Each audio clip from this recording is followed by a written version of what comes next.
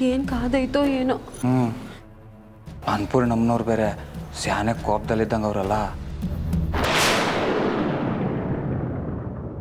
ಅಮ್ಮ, ಎಲ್ರೂ ಬರಕ್ಕೆ ಹೇಳಿದ್ರಾ?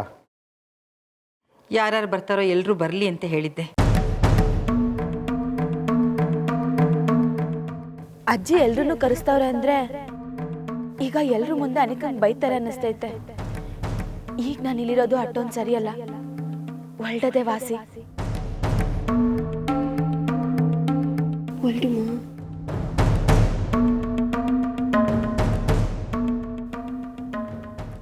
ಅಜ್ಜಿ ನಾವಿನ್ ಬರ್ತೀವಿ.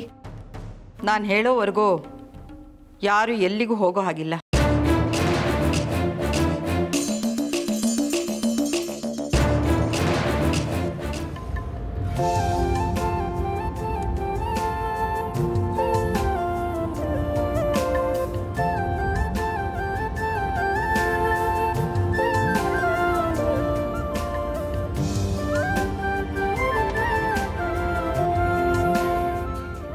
ಆ ಅನಿಕಾ ಅನ್ಕೊಂಡ ಹಾಗೆ ಎಲ್ಲ ನಡೆದಿದ್ರೆ ಈಗ ನಿನ್ನ ಮುಖದಲ್ಲಿ ಈ ನಗು ನೋಡೋಕೆ ಆಗ್ತಿತ್ತೋ ಇಲ್ವೋ?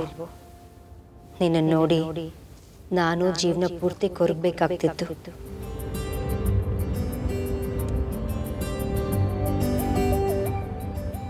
ಮೊದಲು ತಿಂಡಿ ತಿನ್ನೋ, ಆಮೇಲೆ ಆಟ ಆಡುವಂತೆ. ಇದು ಒಂದು ಗೇಮ್ ಲಾಸ್ಟ್. ಪುಟಿ, ತಿಂಡಿ ತಿನ್ನುವಾಗ ಮೊಬೈಲ್ ಇಟ್ಕೊಂಡ್ರೆ ಮೇಡಮ್ ಕೋಪ ಬರುತ್ತೆ. ಇಡು ಮೊಬೈಲ್.